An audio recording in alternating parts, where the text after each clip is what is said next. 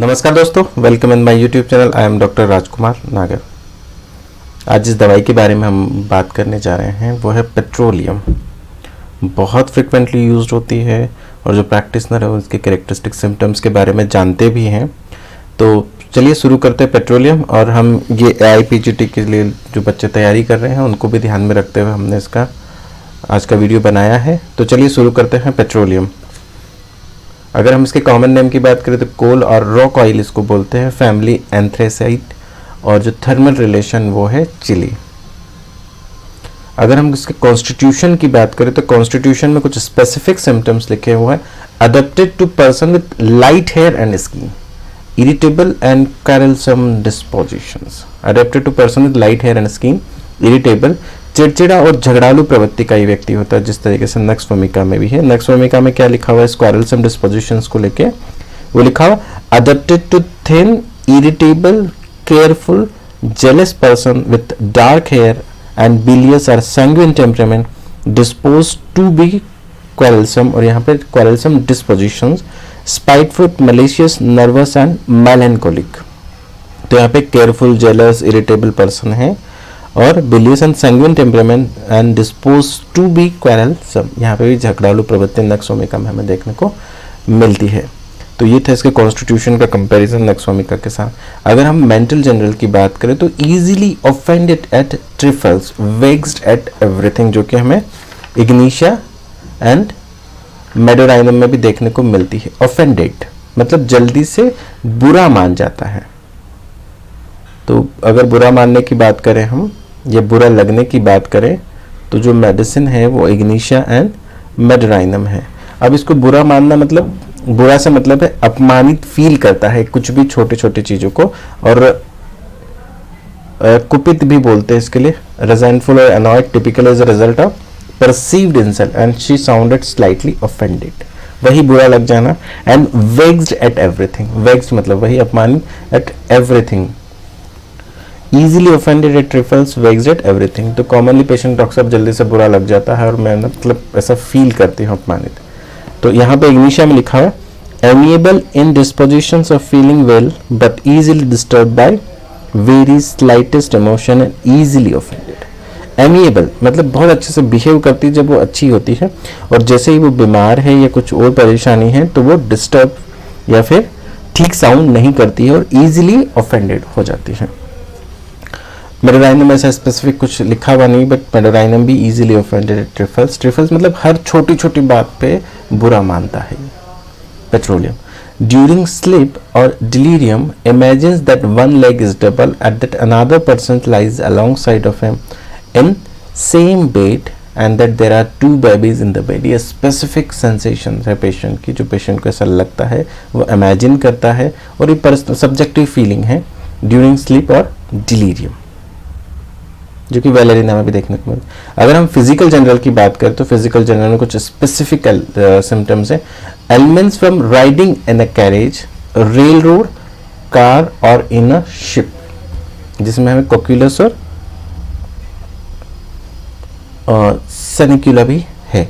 तो यहाँ पे राइडिंग इन अ कैरेज, तो कैरेज तो चलते नहीं है, घोड़ा गाड़ी चलती नहीं है। रेल रोड या कार में तो हम इसे मोशन सिकनेस जो बोलते हैं, कार सिकनेस बोलते हैं। ये कार या शिप या रेल रोड या रेल में बैठने या ट्रेवल करने की वजह से अगर कोई सी भी तकलीफ पेशेंट में होती है तो वो है पेट्रोलियम। और अगर कोक्यूलस है तो कोक्यूलस में क्या लिखा हुआ है हम देखेंगे। कोक्यूलस में स्पेसिफिक लिखा हुआ है nausea and vomiting from riding in a carriage, और वहाँ पे बोट और रेल रोड एंड कार, यहाँ पे शिप है और यहाँ पे बोट, और even looking at a boat in the motion and sea sickness या कार सिकनेस, जिसके लिए कोक्यूलस है। तो कोक्यूलस में बोट को लेके लिखा हुआ है, इवन बोट को देखेगा या मूविंग बोट को देखेगा तो भी नोजिया एंड वोमिटिंग है, जबकि पेट्रोलियम में स्पेसिफिकली जनरलाइज्ड एलिमेंट्स हैं। अगर हम सेनिक की बात करें तो सेनिक में भी ये लिखा हुआ nausea and vomiting from car और कैरेज राइडिंग, यहाँ पे कार एंड कैरेज राइडिंग है। जबकि कोक्यूलस की बात करें तो कोक्यूलस में बोट को लेके भी, कैरेज एंड रेल रोड तो है ही है, कार है, और बोट, इवन मूविंग बोट को देखने से भी नोजिया एंड वोमिटिंग होता है। और अगर हम जनरलाइज्ड एलिमेंट्स की बात करें तो वो है पेट्रोलियम। तो ये डिफरेंशिएटिंग पॉइंट था कोक्यूलस, सेनिक्यूला एंड पेट्रोलियम का। अगर हम आगे बात करें तो elements which are worse before and during an thunderstorm, ये बहुत इंपॉर्टेंट है। ऐसी कोई से भी कंप्लेंट्स या एलिमेंट्स जो कि पहले और बाद में थंडरस्टॉर्म के बढ़ जाता हो तो वो पेट्रोलियम है।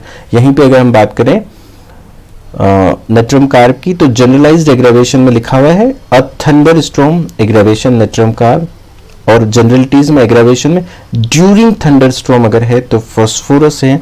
और सोरेनम में लिखा हुआ in a stormy weather he feels acutely restless for a days before और during a thunderstorm, dry scale eruption disappear in summer and return in winter. तो यहाँ पे during, before and during thunderstorm के साथ पेट्रोलियम और सोरेनम है। Phosphorus में जो लिखा हुआ है वो ड्यूरिंग थंडरस्टॉर्म लिखा हुआ है, और नेट्रम कार्ब में स्पेसिफिक ऐसा नहीं लिखा हुआ, बट अगर जनरलिटीज में जाके हम एग्रावेशन देखें तो थंडरस्टॉर्म से एग्रावेशन जरूर लिखा हुआ है। तो कोई भी एलिमेंट्स जो कि वर्स होता है बिफोर एंड ड्यूरिंग थंडरस्टॉर्म तो सोरेनियम एंड पेट्रोलियम के बारे में हम सोचेंगे, और अगर ड्यूरिंग थंडरस्टॉर्म एग्रावेशन है तो फास्फोरस, और नेट्रम कार्ब जनरल एग्रावेशन से है। थंडरस्टॉर्म में बिफोर एंड आफ्टर को लेकर कोई स्पेसिफिक नहीं लिखा गया है। Symptoms appear and disappear rapidly like belladonna and mag phos and reverse of platina and stannum. तो बेलाडोना में क्या लिखा हुआ, quick sensation in motion, eye snaps and moves quickly, pains come suddenly and lost indefinitely and cease suddenly. जैसे आता है वैसे ही ये खत्म भी हो जाता है। अगर मैकफॉस की बात करें तो pain sharp, cutting, stabbing, shooting, stitching, lightning like in coming and going, जैसे कि lightning like coming suddenly and go suddenly, बिजली चमकती है उस तरीके से, जैसे ही आई है वैसे ही खत्म हो गई, तो इस तरीके का पेन होता है मैकफॉस, लाइटनिंग लाइक। और बेलाडोना में come suddenly and indefinitely and go suddenly. अगर हम प्लेटिना की बात करें तो प्लेटिना में क्या लिखा हुआ, प्लेटिना में लिखा हुआ the pain increase gradually as gradually decrease और alternate with numbness of the parts. धीरे धीरे आता है और धीरे धीरे ही जाता है, बट यहाँ पे स्पेसिफिक वो है कि जिस भी पार्ट में या भाग में दर्द होगा वहां पे पेशेंट नम्ब फीलिंग करेगा। अगर हम स्टेनम की बात करें तो स्टेनम में स्पेसिफिकली हेडेक को लेकर या न्यूरेल्जिया को लेकर लिखा हुआ है, वो लिखा हुआ हेडेक और neuralgia pain begins lightly and increase gradually to the highest point and then gradually decrease। धीरे धीरे बढ़ता है, पीक पे पहुंचता है और फिर ग्रेजुअली रिग्रेस होने लगता है हेडेक एंड न्यूरोलजिया के केस में। जबकि हमने देखा कि न्यूरोलजिक पेन सडन होता है लाइटनिंग लाइक, बट यहाँ पे अगर न्यूराइटिस या न्यूरोलजिया हो वो धीरे धीरे बढ़ता है, पीक पे पहुंचता है और ग्रेजुअली डिक्रीज होता है, तो वह स्टेनम हो सकती है। बट यहीं पे ग्रेजुअली इंक्रीज होता है but numbness of the affected parts है तो वह Platina. Sweat and moisture of the external genitalia both in both sexes, दोनों सेक्सेस में हमें मेल एंड फीमेल में स्वेट मिलता है, वो भी एक्सटर्नल जेनिटलिया पे। अगर हम आगे हेड की बात करें, हेडेक की या हेड सिम्टम्स की, तो हेड सिम्टम्स में वर्टाइगो लिखा हुआ है और स्पेसिफिक सेंसेशन है वर्टाइगो ऑन राइजिंग, उठने पे, कहाँ पे, in occipital region, as if intoxicated and like sea sickness, जो कि हमें कॉक्यूलस में भी देखने को मिलती है।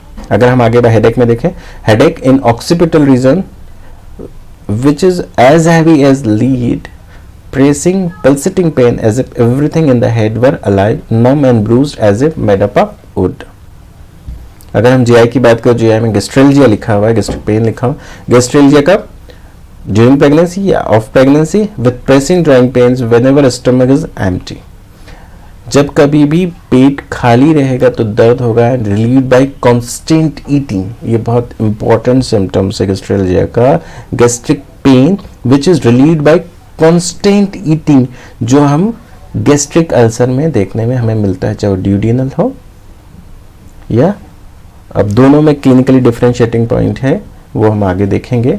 एनाकार्डियम, चेलिडोनियम एंड एलियम शेपा में भी देखेंगे हम। तो गैस्ट्रेल्जिया, अब यहाँ पे एम्प्टी फीलिंग जो है रिलीव्ड बाय कांस्टेंट ईटिंग, तो ये जो पेन है ये भी कांस्टेंट ईटिंग से अगर रिलीफ है। और एनाकार्डियम में क्या लिखा हुआ, बहुत स्पेसिफिक लिखा हुआ है, stomach sensation of fasting, all gone comes on only when stomach is empty and is relieved by eating and during the process of digestion। ये बहुत इंपॉर्टेंट, खाना खाने से, और खाना जब तक पेट में और पचता रहता है, और जैसे खाली हुआ पेट वैसे ही दर्द बढ़ जाता है, या जो ऑल गॉन फीलिंग होती है वो बढ़ जाती है, तो वो एनाकार्डियम है। और यहाँ पे आगे देखें हम नेक्स्ट भूमिका का कंपैरिजन दे रखा है, irritation, sour bitter, nausea and vomiting every morning with depression of spirit and after eating aggravation को लेके लिखा हुआ है, जबकि पेट्रोलियम एंड एनाकार्डियम में खाने से रिलीफ होता है और यहाँ पे एग्रावेशन है। अगर हम डायरिया को देखें तो yellow watery gushing after cabbage, sour carrots during pregnancy and stormy weather and always in the daytime. Diarrhoea सिर्फ दिन में ड्यूरिंग प्रेगनेंसी हो सकता है, स्टॉर्मी वेदर हो सकता है, कबेज हम देख चुके हैं, सॉर क्रोट। अगर हम सीवीएस की बात करें तो सीवीएस में specific sensation of coldness about the heart, जिसमें कार्बो एनिमलिस कालीम्यूर एंड ड्रम्यूर, extremities heat and burning of soles of feet and palms of hand. Skin में painful sensitiveness of the skin of whole body, all clothing is painful and slight injury suffered.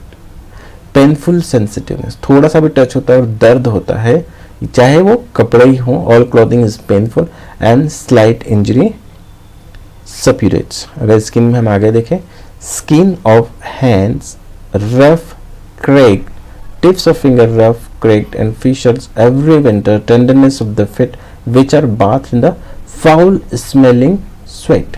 क्या लिखा? Skin of hands rough and cracked and tip of the finger especially rough and cracked and fissure। और कब? हर ठंड के दिनों में या हर समय जब ठंड आती है, इस तरीके का रफ एंड क्रैक्ड फिंगर्स हो जाती है, जिसमें पेट्रोलियम बहुत अच्छे से काम भी करती है, जो प्रैक्टिशनर है वो जानते भी हैं। और tenderness of the fit which is bath in the foul smelling sweat, पैरों में बहुत ज़्यादा स्वेटिंग होती है। यहीं पे स्वेटिंग को लेके एक specific symptoms, intolerable sour carrion like odour of the feet without perspirations every evening silicea. अगर हम सैनिक की बात करें तो सैनिक में लिखा foot sweat between the toes making them sore, इतना ज़्यादा इरिटेटिंग होता है। Offensive on soles as if he had stepping in cold water, ऐसा लगता है कि पैर ठंडे पानी से धो दिए गए, जैसे जिस तरीके से गीले होते हैं उस तरीके से सैनिक के पैर गीले रहते हैं हमेशा। अगर हम आगे स्किन में देखें, herpes of genital organ extending to the perineum, genital herpes and thighs, itching, redness and skin cracked rough and bleeding, dry और मॉइस्ट देखने को मिलती है। Painful itching chilblains and chapped hands, aggravation in cold weather and decubitus. Chilblains को लेके हमने Agaricus में बहुत कुछ डिस्कशन किया है। अगर आप चिलब्लेंस को लेके उसका थेरेपेटिक जानना चाहते हैं तो आप एग्रीकस वाला वीडियो देख सकते हैं। अगर हम एग्रावेशन की बात करें जनरल मॉडलिटीज में, तो कैरेज राइडिंग जिसमें कॉक्यूलेशन सैनिक है, और ड्यूरिंग अ थंडर स्टॉर्म इन अ विंटर, तो ड्यूरिंग थंडर स्टॉर्म एग्रावेशन। और अगर हम बात करें एग्रावेशन इन विंटर डिफरेंशिएट करें तो petroleum, and during winter alumina. Alumina में जो कंपैरिजन इन विंटर को लेकर एग्रावेशन को देके देखा गया, विंटर एग्रावेशन हम बहुत अच्छे से पेट्रोलियम को जानते हैं, बट ड्यूरिंग विंटर एग्रावेशन हम एल्यूमिना में देखते हैं। रिलेशन की बात करें तो one of our best antidotes for lead poisoning and the skin symptoms are worse in winter, better in summer if suppressed causes diarrhoea. Skin symptoms अगर suppressed है तो उसकी वजह से डायरिया होता है पेट्रोलियम में। तो दोस्तों ये थी मेडिसिन पेट्रोलियम में, आपको कैसी लगी प्लीज़ मुझे कमेंट बॉक्स में बताइए, and keep watching my channel, and please like share and subscribe my channel. Thank you very much.